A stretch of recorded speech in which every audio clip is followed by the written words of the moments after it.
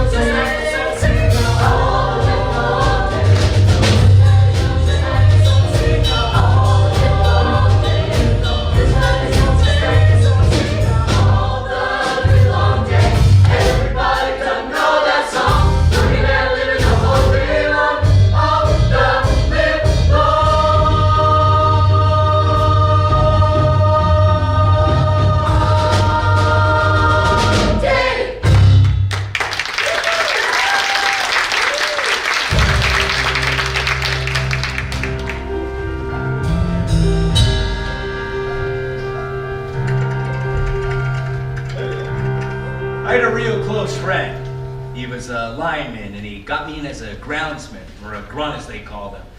You know, just a know-nothing wheel chalk off the street, and he got me in, and that started a lifelong career. I came up as a contractor. There are two different worlds to a lineman. You have the contracting world, and you have the utility world. We all do line work, but it's two totally different animals.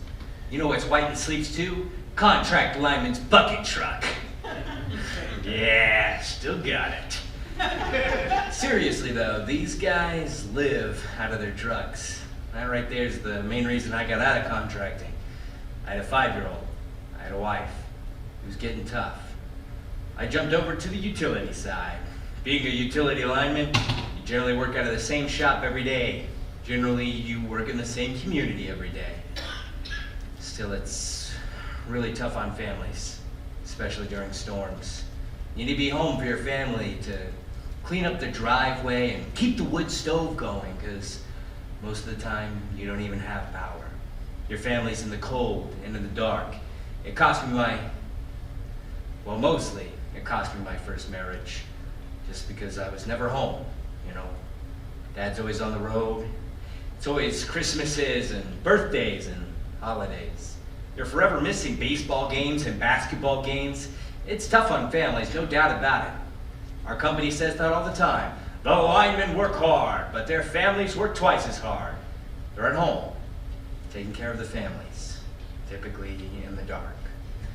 Unfortunately, we have one of the highest divorce rates out of all the industries.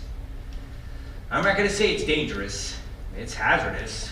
There are plenty of ways to mitigate those hazards. We're insulating from everything that's energized and isolating from everything that's de-energized. There's nothing like it, you know. You go up there and you grab that line and you feel all the hairs on your legs stand up. You feel the hairs on your forearms stand up a little bit. And even though you're in all that protective equipment, you're still in that magnetic field, becoming that bird on the wire. God, I'll never forget the first time I went down to Florida for a bigger storm. These people have been out of power for 3 weeks by the time we got to them. Granted, I mean, it's Florida. They're not gonna freeze to death. But still, 3 weeks without power. It's gotta be hard. They see that bucket truck pull up and they're watching out of their windows, they're standing on their lawn, sitting in their lawn chairs, watching you put everything back together. You finally close that recloser or throw in that door and boom! All the air conditioners come on, the lights come on, and you've made those people's lives for that small amount of time. You can literally hear people cheering. They're so happy with you and you can feel it. To me, that's what the job is about. To me, that's what the whole career is about. Amanda, where is my P&L report? It's on your desk. And why is it not in my hand?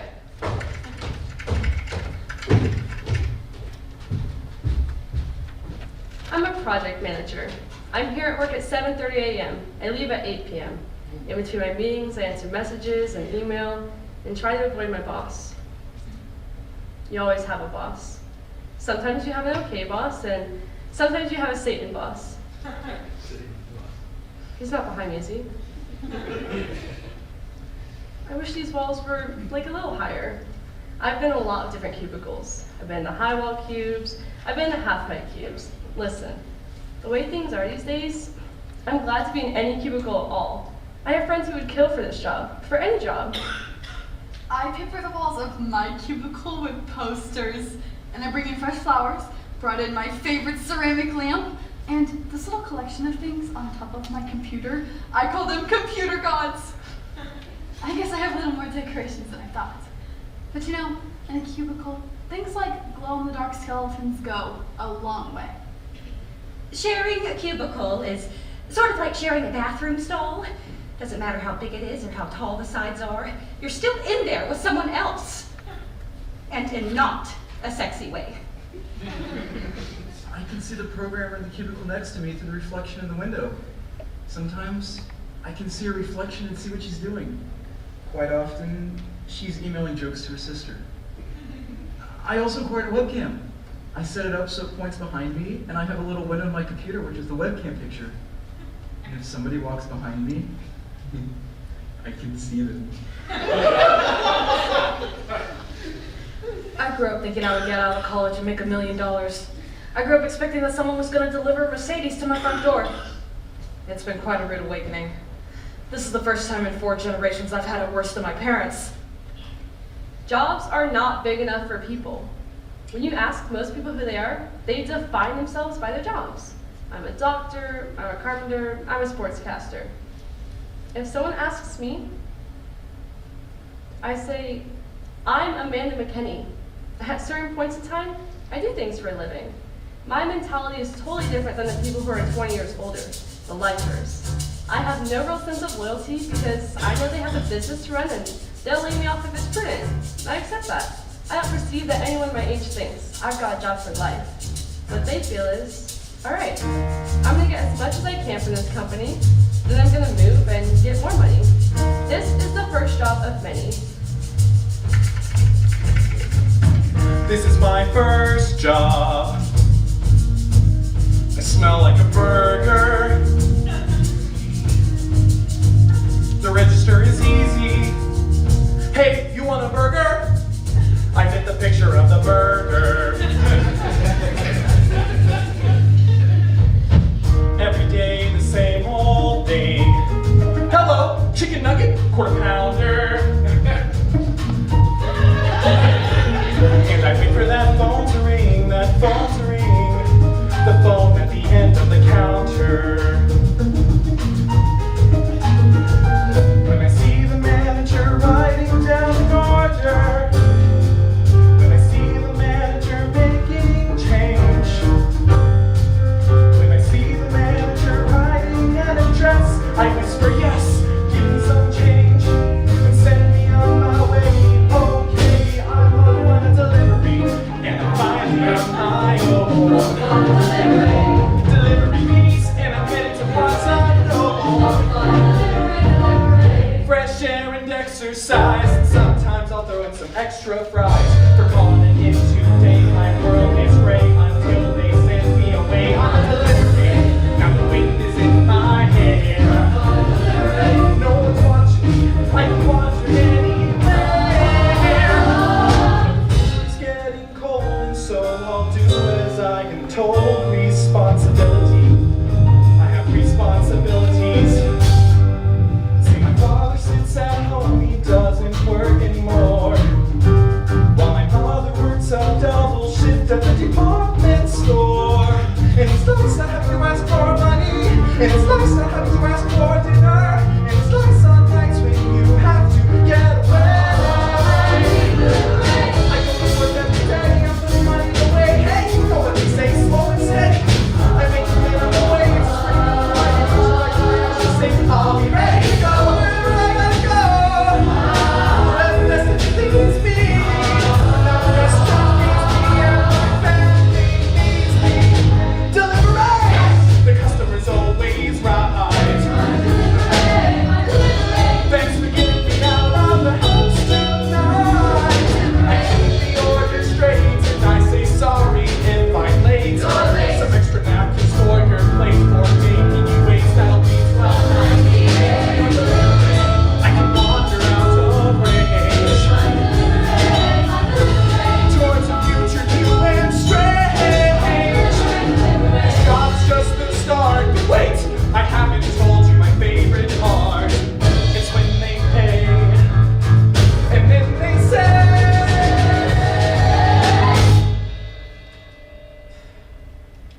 fuck it, keep the change. Keep the change, keep the change, keep the change. Now keep the change. If I save a little every day, this job's gonna deliver me far away. And I'll look back on this and say, thank God for delivery.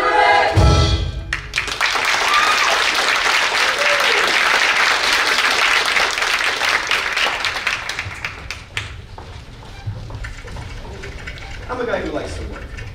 Some people enjoy tennis. Well, I enjoy work. I enjoy being a leader.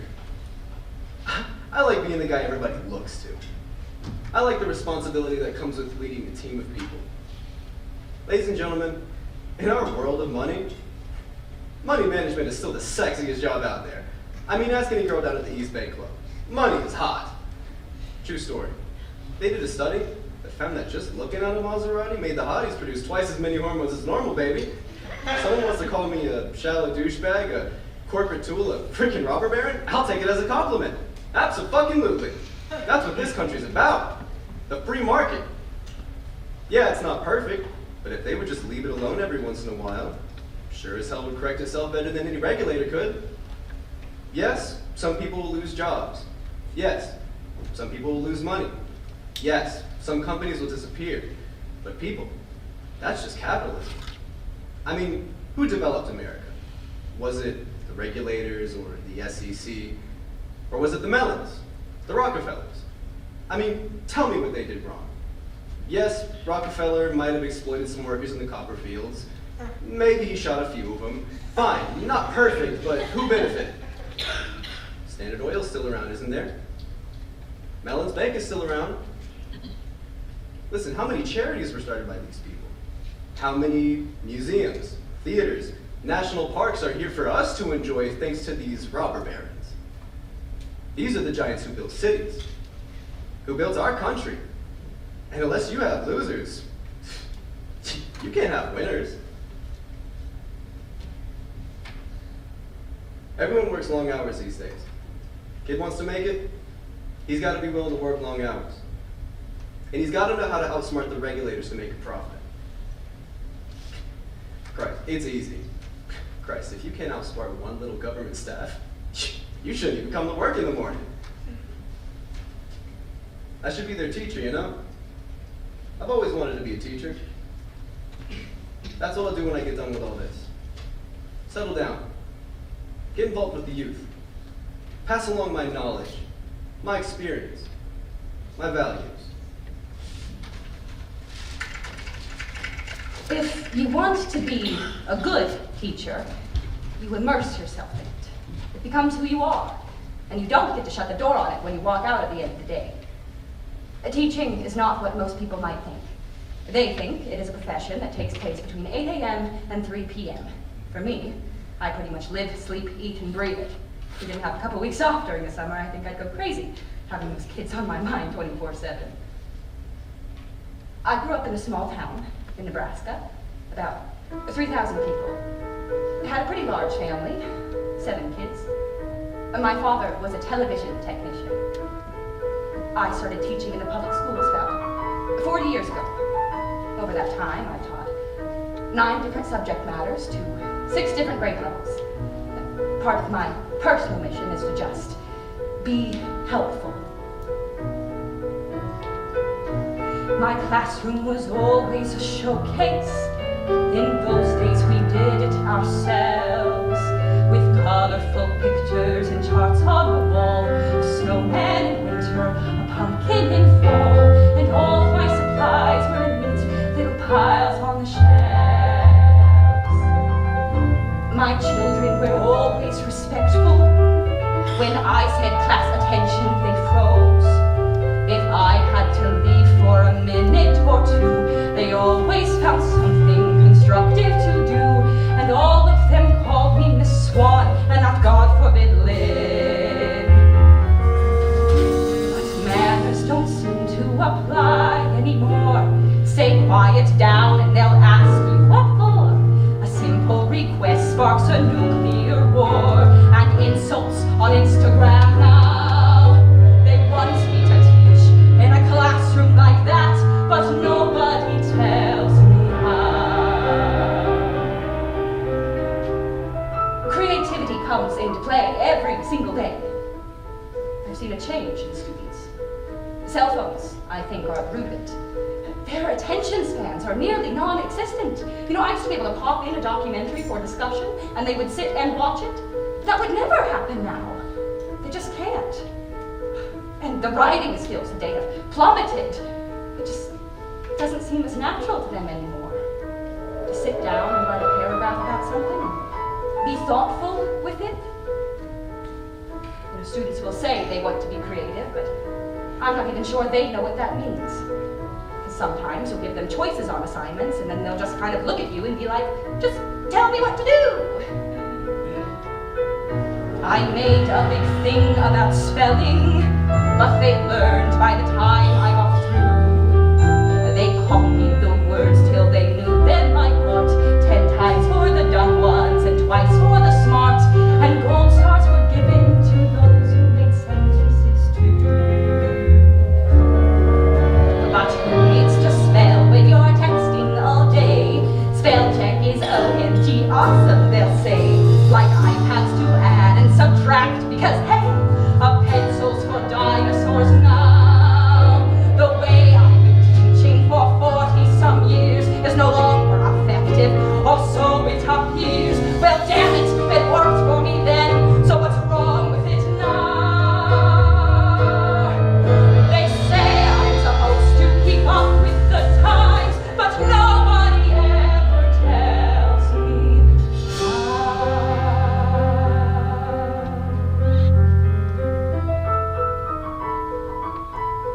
one student.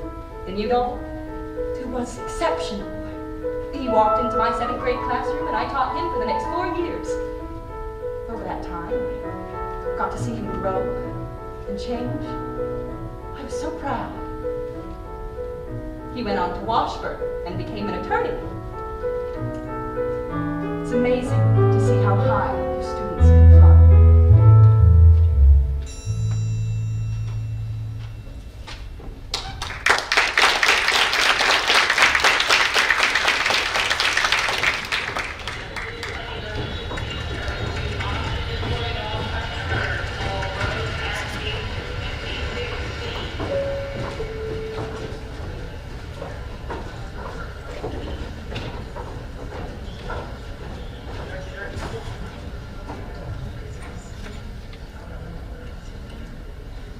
The first 2 months I started flying, I had already been to New York, London, and Paris, which is pretty huge when you're from Broken Bow, Nebraska. But after you've been in the airlines, you realize it's not as glamorous as you thought it was going to be. Sometimes people just get nasty. I mean, they're harassed by security, and then they're delivered to us, and your shining personality only goes so far. But they get scared sometimes too. I mean, I've never yet been so scared that I haven't wanted to get on the plane, but sometimes at takeoff there's been something funny. One time I was working first class. We had a load full of passengers, and the captain tells me we're going to have to make an emergency landing.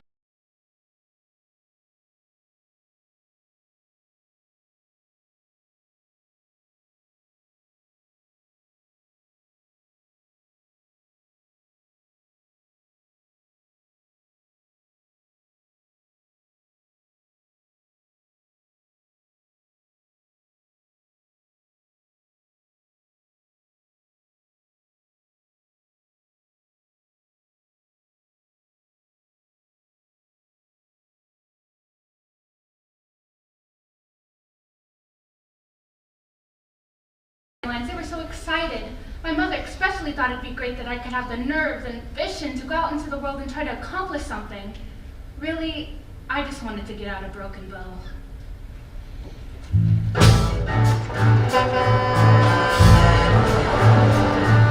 If you want to have a thrill, there's no comparison. Not even to a jet plane. To climbing onto that steel truck and going out there on the Kansas Turnpike.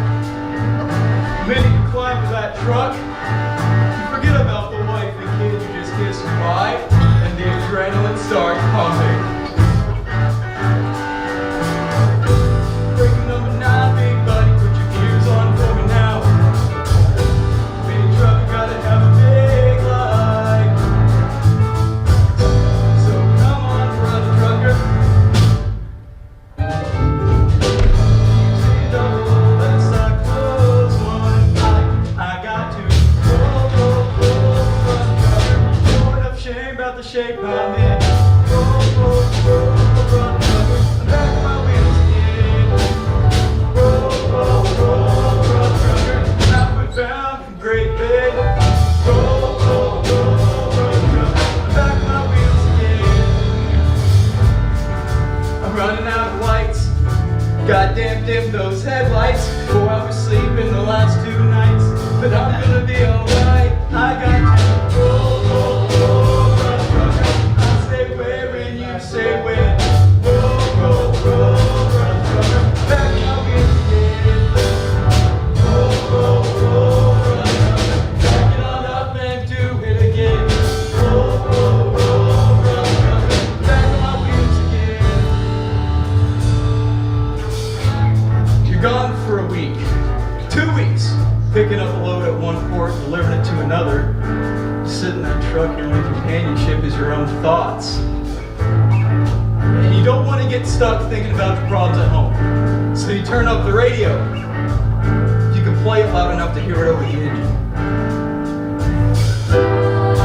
Yeah, we truckers fantasize something tremendous. You think about the girl behind my voice. You build up something in your mind until you begin to believe it. Moving over Manhattan, big state police.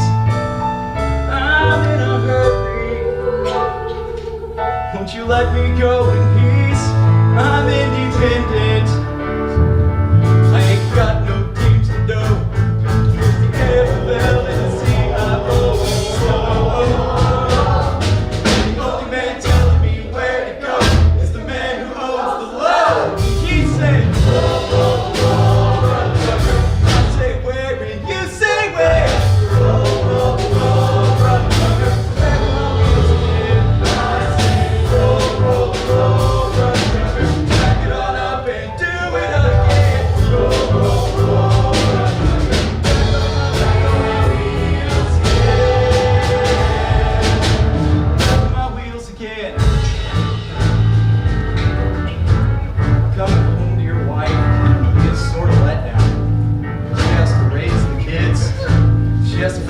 bill collectors. She can't even count on her husband to be home for graduation or communion. When you do get home, you're so tired you'd rather be sleeping, getting ready to go out on a Saturday night. I make 2 round trips from here to OKC and pass within 4 blocks of my own house and never go home. Sometimes it's easier to keep on going. So you call up your wife and tell her you won't be back.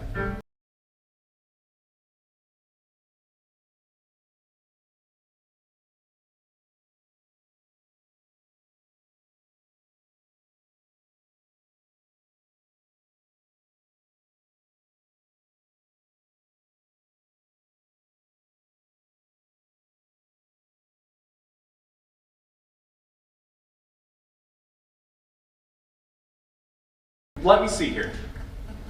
Yes. I see that we What? do have a tower down near Dude, Springfield, I Missouri. can't understand a word you're saying. I'm sorry. Hello? Having trouble, sir. Goddamn Dude, phone! we should have your service back within the hour.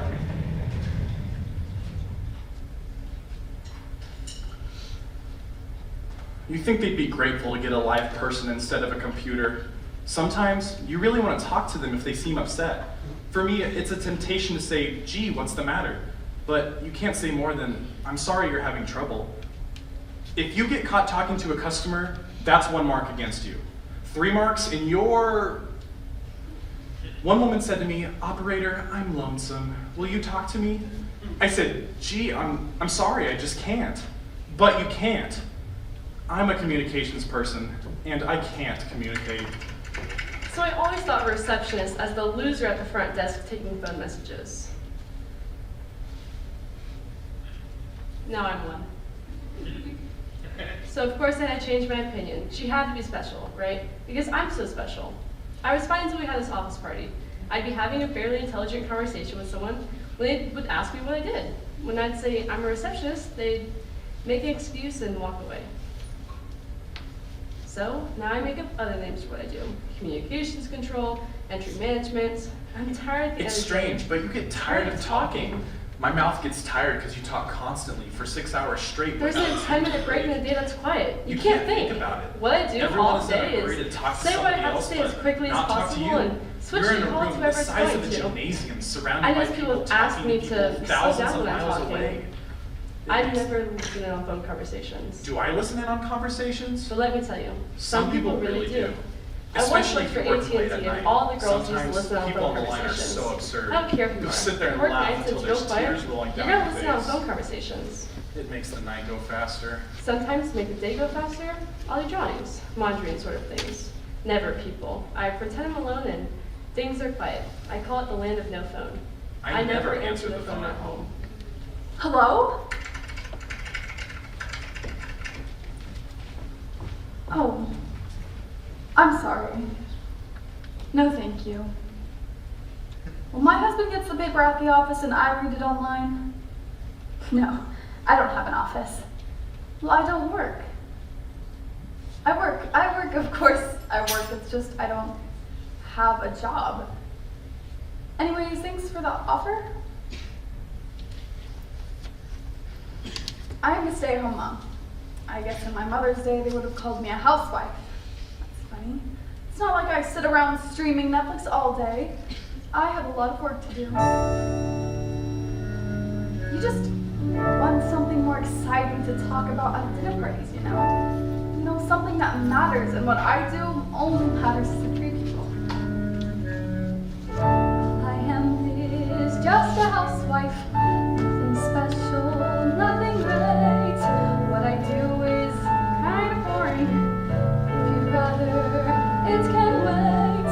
All I am is someone's mother. All I am is someone's wife. All of which seems unimportant.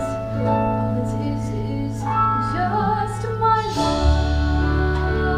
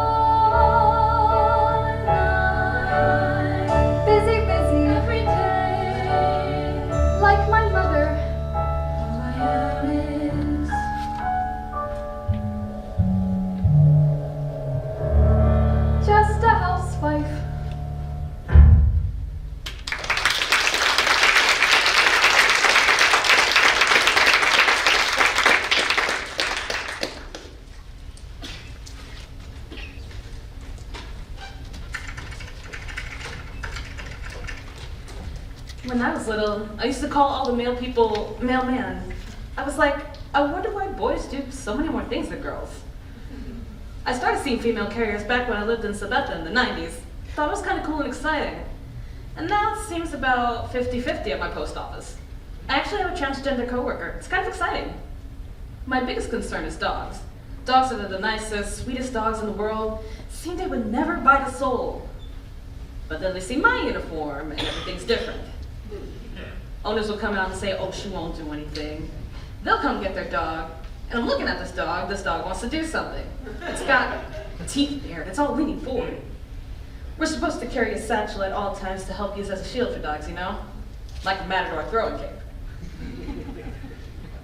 Yeah, I've been bitten, but it was through a leather shoe, and it was an old dog. I gave the owner some slack. I said, just don't let it happen again, and don't say anything, because otherwise I have to cut the whole block off. Yeah, dogs are what scare me the most. I have this weird inner strength when a dog, especially a big dog, comes up to me. I lean forward and I look at it. I try to communicate, try to imagine myself communicating with my body. Hey, I'm not here to, not here to hurt you. But yeah, those dogs, they mean business because I'm walking all over their lawn, I'm stomping on their porch. They told me 1,000,000 times to quit coming onto their porch. Poor dogs. The owners don't understand. The dog thinks it has a security job and they think I'm a threat. But sometimes dogs are the best customers too. I have this dog groomer towards the end of my route. It has these sweet dogs, mostly poodles of all sizes. The receptionist says I'm welcome to come in and, say hi. And I get to pet all these little dogs and they're wagging their tails. I don't know if I'm allowed to do it, but I do it. Overall, I love my job. I get these Christmas presents people leave for me. I'm just like, oh my gosh, I'm not that wonderful. But I appreciate it. If everybody in every job were treated like that, it'd be nice.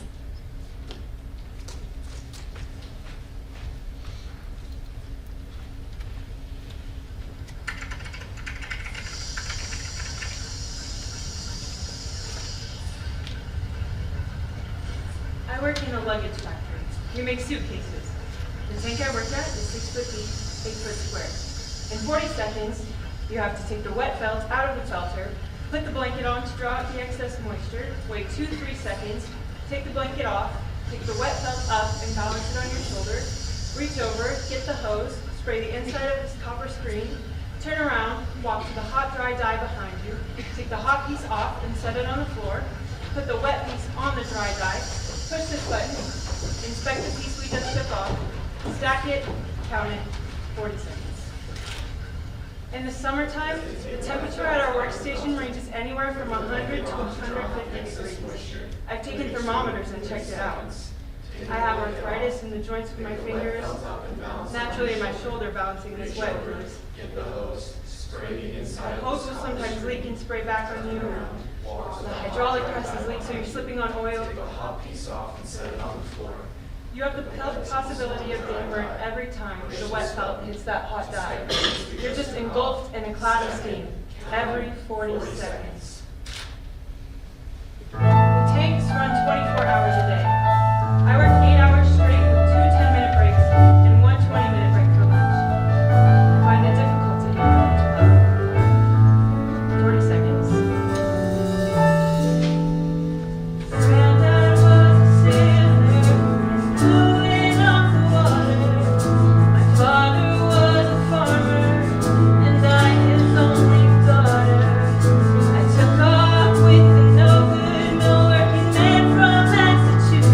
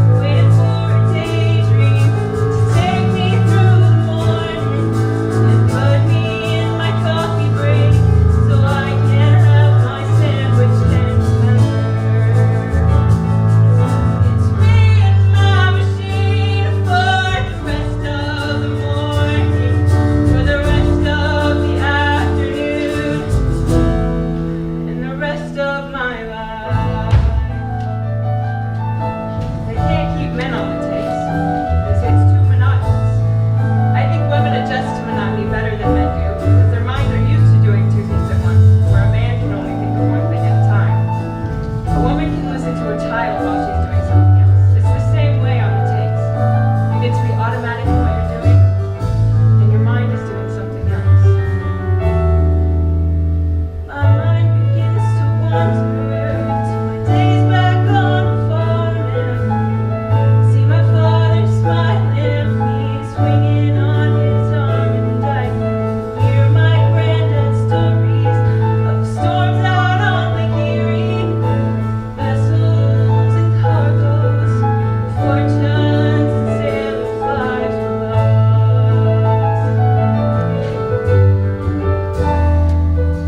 It's my life has been wasted, and I have been a fool to let this manufacturer use my body for a tool. I get to ride home in the evenings, staring at my hands, swearing by my sorrow that a young girl understands a better chance. Just as long as I am able, and never meet the man whose name is on the label. It's me and my machine for the rest of the morning, for the rest of the afternoon, gone, and the rest of my life, for the rest of my life.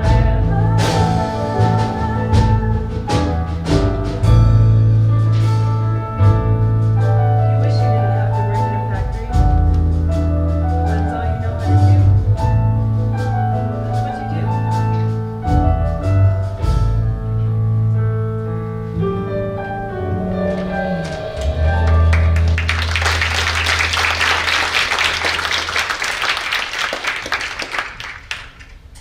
An organizer is someone who brings in new members.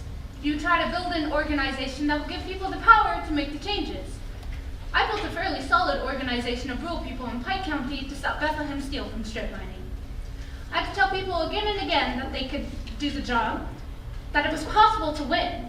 You see, most people in their guts don't really believe it. Nobody believed we could beat Bethlehem Steel.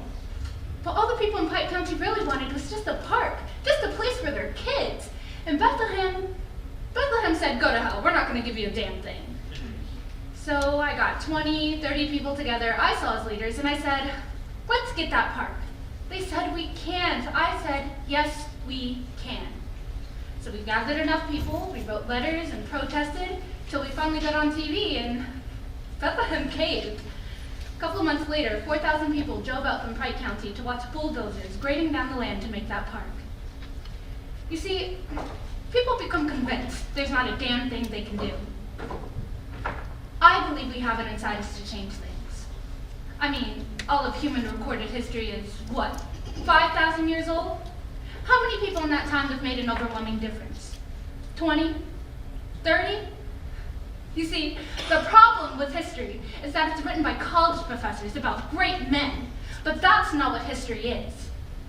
History is a hell of a lot of little people, men and women, just like you and me, coming together and deciding they want a better life.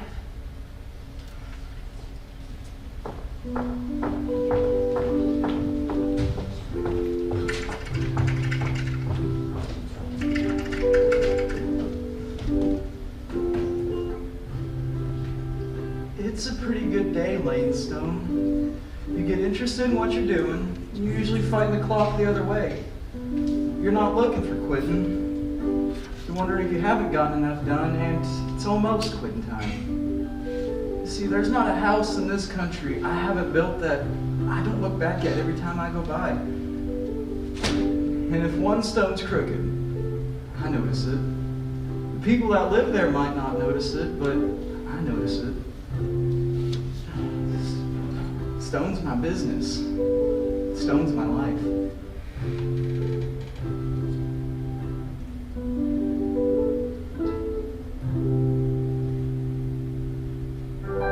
Builds a house with his hands.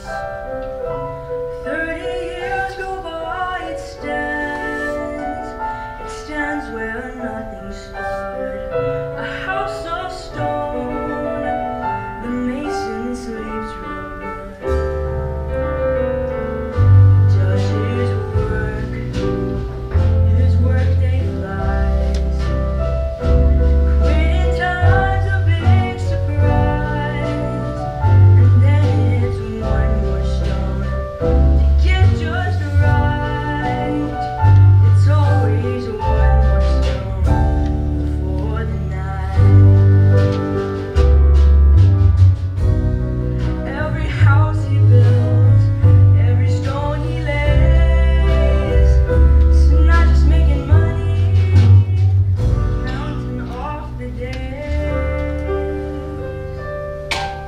daydream all the time about stone. One day, I'm gonna build me a stone cabin down on the Arkansas River. Build stone cabinets in the kitchen. Everything's stone. Stone front door. That'll be very heavy. All my dreams seems like they got to have a piece of rock mixed up in them. Build a house, live it in. 100 years go by, it stands. It tells you who he was. A life goes fast, but the work a mason does is made to last. The work a mason does. There's not a thing on this earth gonna last forever. But with stone, you're getting pretty close. It's made to last.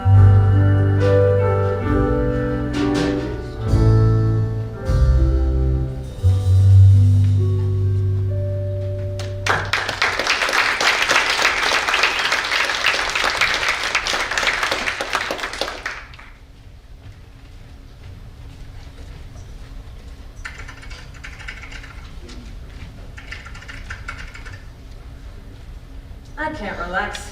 Because when you ask a guy who's 58 years old, what does a press agent do? When it forced me to look back and see what a fakakta life I've had. My hopes, my aspirations, what I did with them, what being a press agent does to you. And what have I wound up with? Rooms full of clippings and a case of colitis. But what I think has been my main problem, the inability to say no. The insistence on being part of everything. Fear you're gonna miss something. One guy said to me, a guy with one ass can't ride 2 horses. No, being a publicity man is a confession of weakness. It's for those who don't have any guts to get any attention for themselves. You spend your whole life telling the world how great somebody else is. You see, in this work, you don't build anything. If I had a little mom and pop candy store, and I built it up into a bigger store, I might have sold it for $1 million. Who do I sell my clippings to?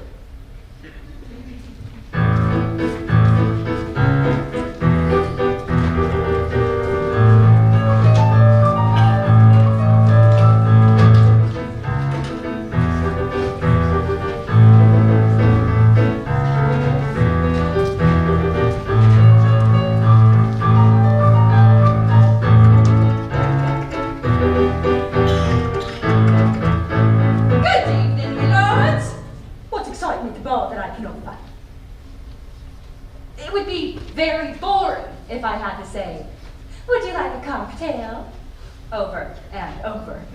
So, I come out for my own entertainment. I say, what's exciting at the bar? Get offered a little order. Something. Maybe with cocktails, I give them philosophy. They order coffee, I give them political science. You know, I have an opinion on every single subject there is. My bosses don't like it much, so I have to speak sotto voce. But if I get heated, I don't give a damn. I speak like an Italian speaks. I have to be a waitress. How else does the world come to me? I mean, everyone has hunger. Everyone has to eat. And I serve them. I give service. Can't be servile. There is a difference. I get intoxicated with giving good service. It becomes theatrical, and I feel like Mata Hari, and it intoxicates me. I'm on stage. There's some is don't care when they put down a plate. There's a sound, not with me. When they move a chair, it'll scrape with a grate on the ground, not with me. I will have my hand right when I place a glass. Notice how I stand right as customers pass. Serve a demi-tasse or a vodka martini with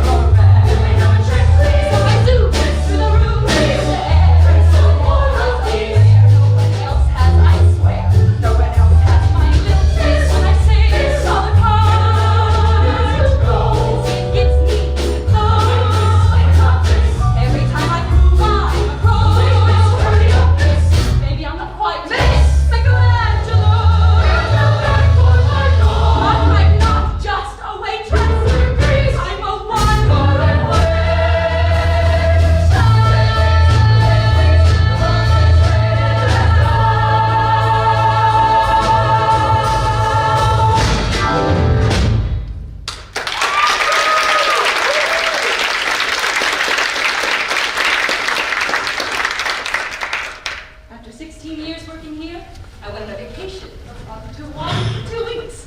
Went with my lover. My eldest daughter says to me, "Act your age." I said, "Honey, if I were acting my age, I wouldn't be walking." Not after 16 years of this job. I've got 35 years to go, and I'll have my pension time in.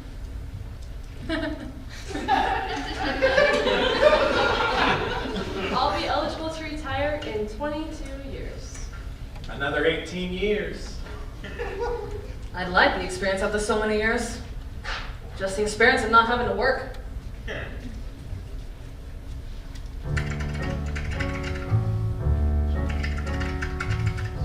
When I first retired,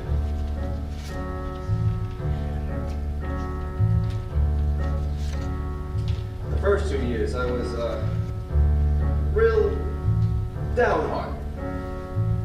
I mean, I had nowhere to go, nothing to do. So, gave myself a good going over.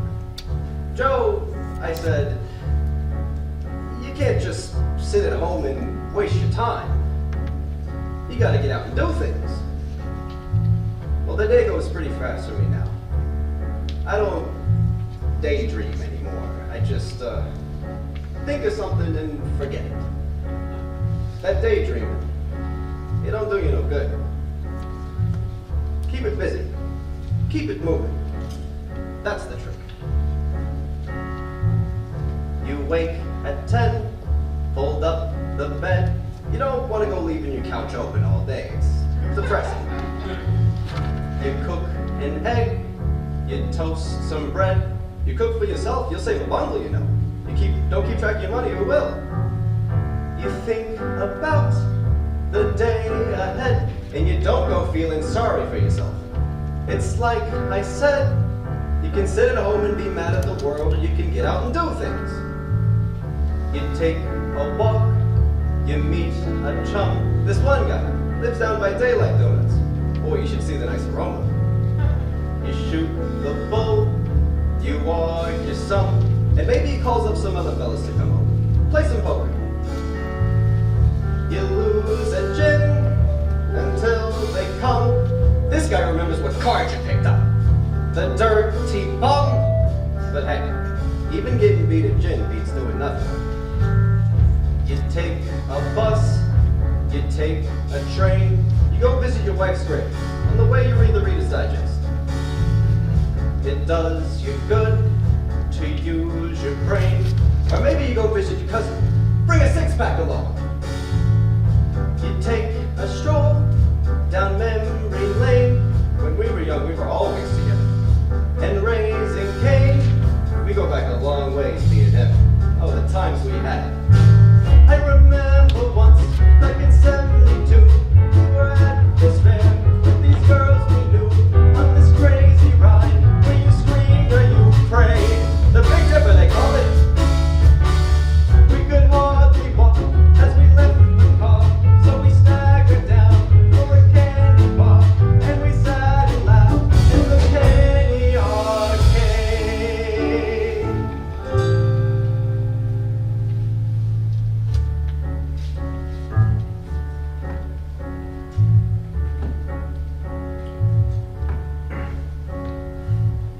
At 6 o'clock, you watch the news. Then politicians will make you so mad you'll throw your slippers at the set. You cook some franks, no big to-dos. Most nights you lie around, straighten up. Maybe you call your daughter.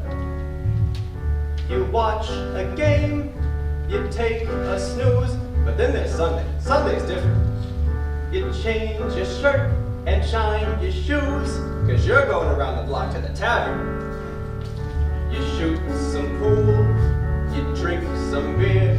You don't have to have a lot to have a good time. Maybe 3 or 4 in an evening. You find a pal, you bend his ear. You meet a lot of your old crowd here on Sunday nights. Sometimes a bunch of you say it. The kind of song you never hear, like My Girl or Good Vibrations. And then you cheer. Last Sunday night we sang Moon River. once did a waltz to that tune. Honest to God. I was at a dance, I was 17, and the girl was like from a magazine, and the lights were low, and I really mean low. I think a couple of my friends had something to do with that. And I kissed her cheek as we waltzed away. I remember that like it's yesterday. Boy, was she surprised. I can hear her say, "Oh, Joe."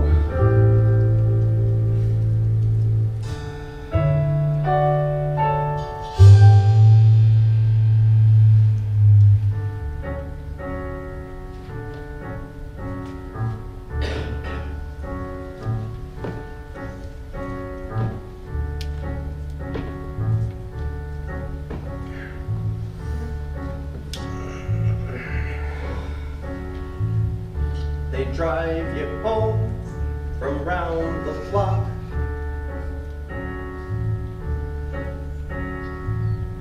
You take the cash up from your sock.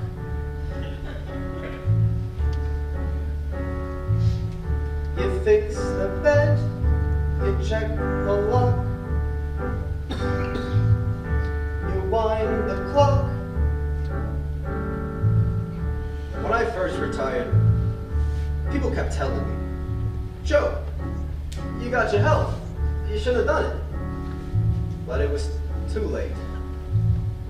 I don't know why I retired. It's just a habit, I guess.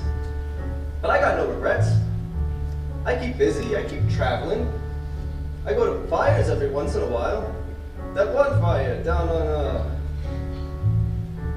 Tawanda Avenue, about 3 months back. I was there. Boy, I was surprised too that the smoke was coming out the heavy as hell, but you don't see no flames, you know? Boy, that was some fire. You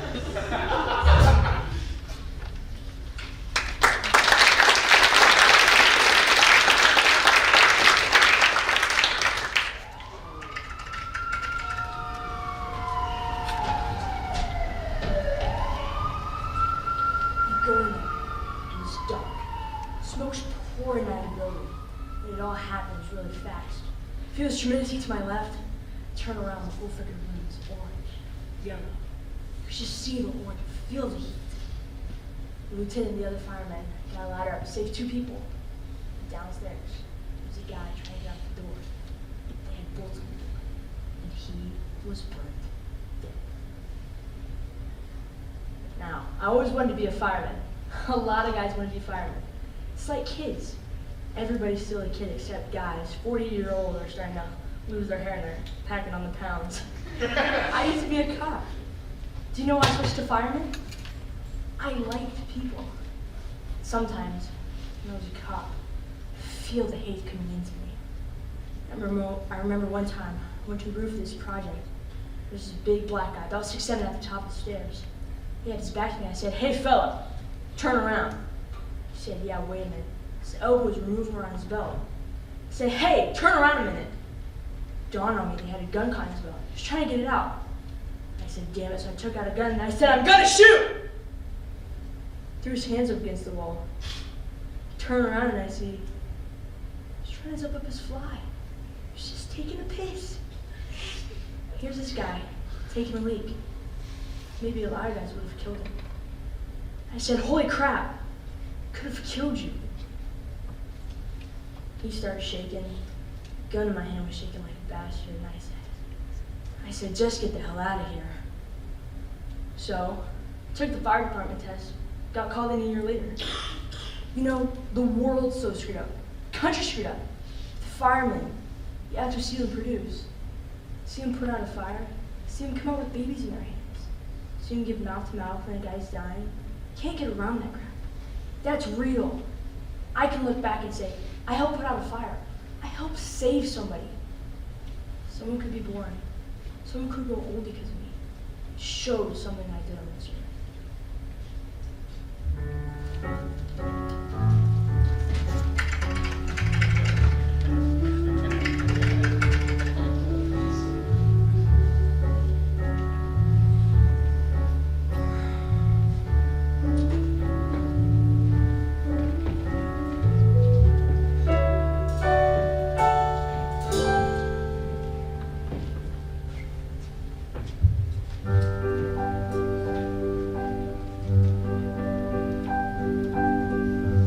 had a very good day today.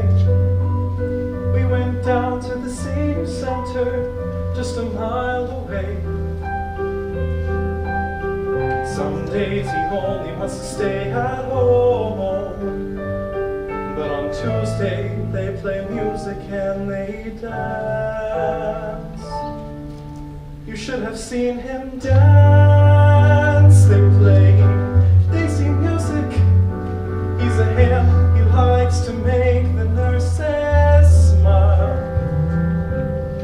Some days he can't remember who I am, but today he was lucid for a little while. And through it all, I take his pulse, I change his clothes. Where are his children? Heaven knows. It doesn't pay much, but I get through because I do the work that no one else will do. You had a very good day today. We went to a nearby park where she likes to play. She's only 5, but she can do it all. And today we took her scooter for a ride. You should have seen her glide, and I was terrified.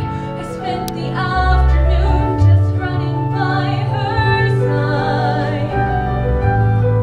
The sun went down and then I took her home. Her parents work late. I took her in each night, and I sing. J'adore, j'attends pour toujours, d'amour à mon amour, till she's asleep. She says I love you, and I love her too, as I do all the work her mother doesn't do. I have a family of my own. I send whatever I can Sleep, and sometimes I close my eyes and imagine I am there.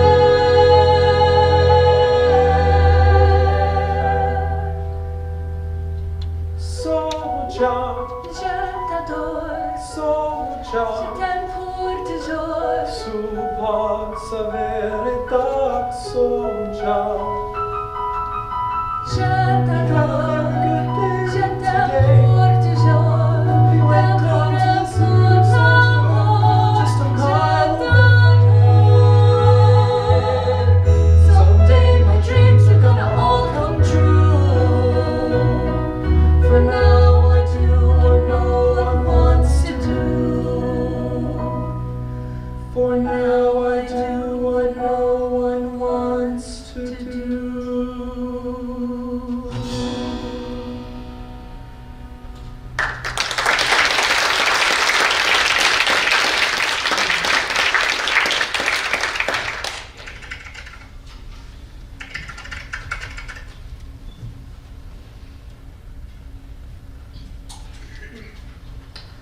You know what I always wanted to do?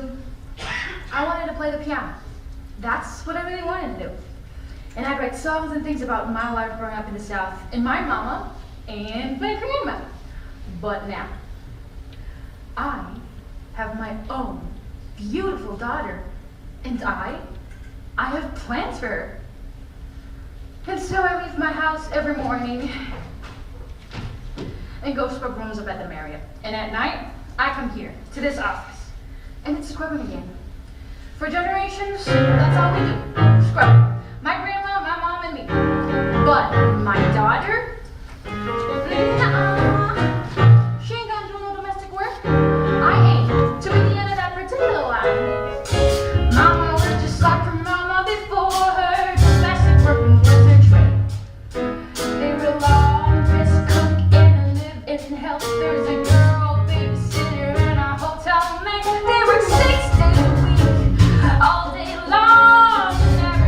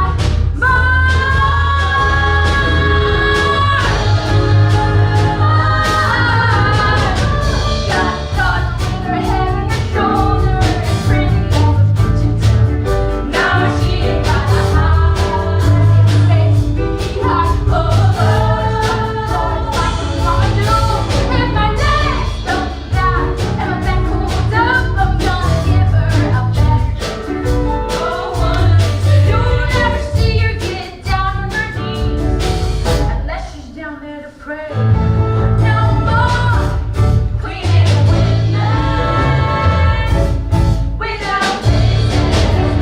No, she's got to walk in on this last melody, the midst of this melody. You have a reason to see on keep from striking note on the room. When she's sleeping, she'll be brushing her own broom. Someday, never know what she is to do, but as long as she can get up singing her own tune, that Lord, for me, that didn't come too soon. Too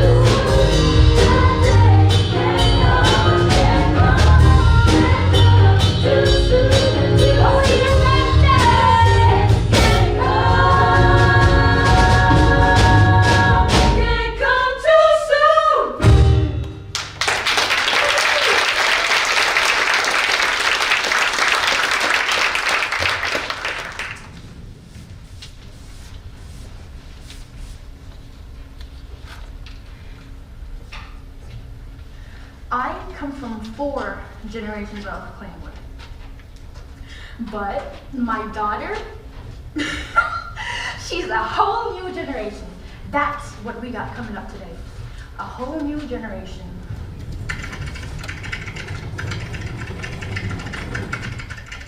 My earliest idea of what I wanted to be when I grew up was an astronaut. Now I'm most interested in welding or getting my degree to do mechanical engineering. I wanted to be a rescue operator or something that's there to help, like a nurse or a firefighter. Now, my all-time dream job is a late-night show host, like a comedian. When I was little, I just wanted to be somebody who helped people, like a lawyer or a judge, you know, a police officer. I just wanted to help people. Nowadays, I think I'm going to be either like a therapist or a psychiatrist. My mom definitely wants me to go to college. See, my older brother, he didn't go to college, so she's kind of like wanting me to go to college because he didn't go to college. But she works at Spirit Aerosystems as a drug and alcohol program manager. I'm not sure what my dad does. I know he works at Spirit, but I'm not sure what he does there. My mom's a manager at a nursing home. She's been a nurse all my life. And my dad, he's the head custodian at the school board. I love my dad to death, too. I know a lot of kids don't have their dads in their lives, which I know is like a black stereotype, but really, it's alarmingly true. My dad works as a storage clerk for the local hospital, and he has stressed a lot that I don't follow his career path. He got his degree to do business and administration and can't find a job he enjoys that actually uses his degree. I don't have a lot of money, and I'm like pretty happy. Like, I'm happy with a balloon, you know? It's some simple things that make me happy. I believe without money you can't have happiness. If you don't have money, you can't really enjoy any of the luxuries or any of that in life that may bring you happiness. They have always just wanted me to make clean money. Growing up, I had a lot of people around me that didn't always make clean money. I know my mom. She wants me to be a judge. And my dad, I'm pretty sure he'll be okay with anything I do, as long as, like I said, I'm making clean, legal money. What would make me happy is being able to engage in my hobbies. Or spending time with people who also enjoy engaging in my hobbies. I definitely want to make people smile. You know, just be happy. This is a good feeling. Being happy is a good feeling.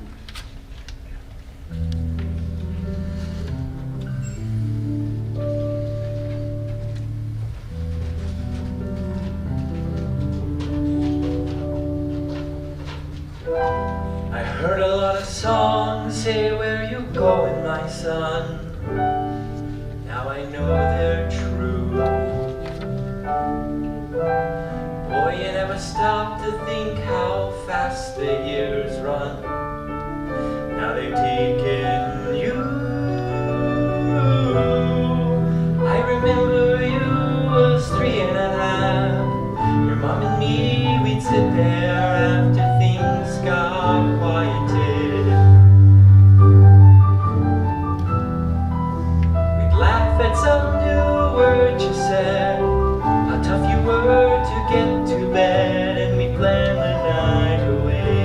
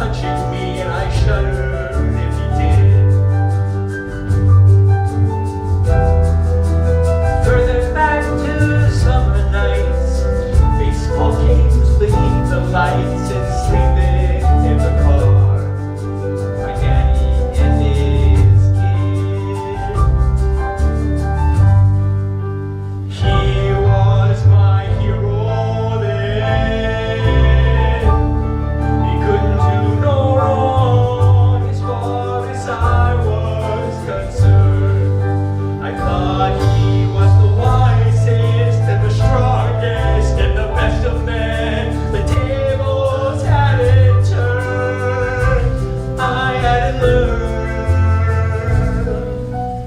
how little time it takes, and everybody breaks. Daddies make mistakes. This may sound square, but my kid is my imprint. You know what I mean? This is why I work.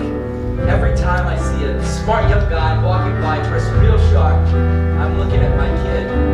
You know what I want? I want my kid to look at me and say he's not gonna be like me. I want him to look at me and say, Dad, you're a real nice guy, but you're a dummy. Hell yes! If you can't improve yourself, you improve your posterity. Otherwise, life isn't worth nothing. You might as well go back to the cave and stay there. Remember the first caveman who went over the hill to see what was on the other side? I don't think he went there wholly out of curiosity. He went there because he wanted to get his son out of the cave.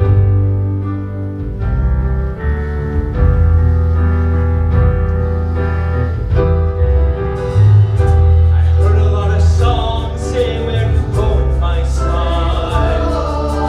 Now I know they're for real. Boy, you never stop to think how fast the years run. When the things they steal. Now it seems I always knew why I do the things I do and the things I never did.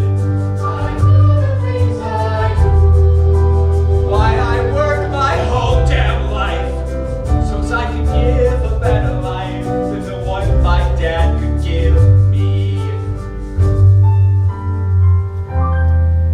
I give it to my kid.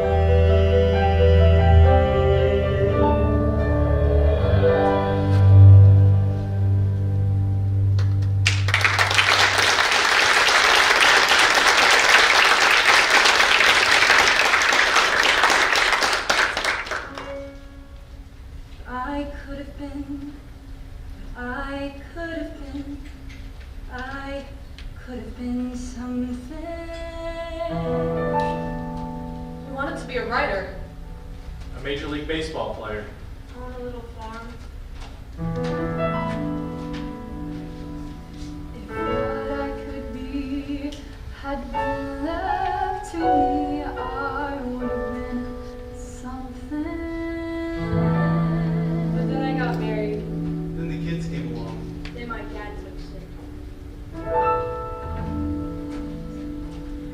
A tower of strength, a center of power, a $10 an hour. It's always a stumbling block. I was gonna work for a few years, buy me a car, head west. Wow. Then I met the wife. Kinda changed things. You never know what you would have did. If I could have gone, I could have gone, I could have gone places. Some love to do what I wanted to. I would have done big things.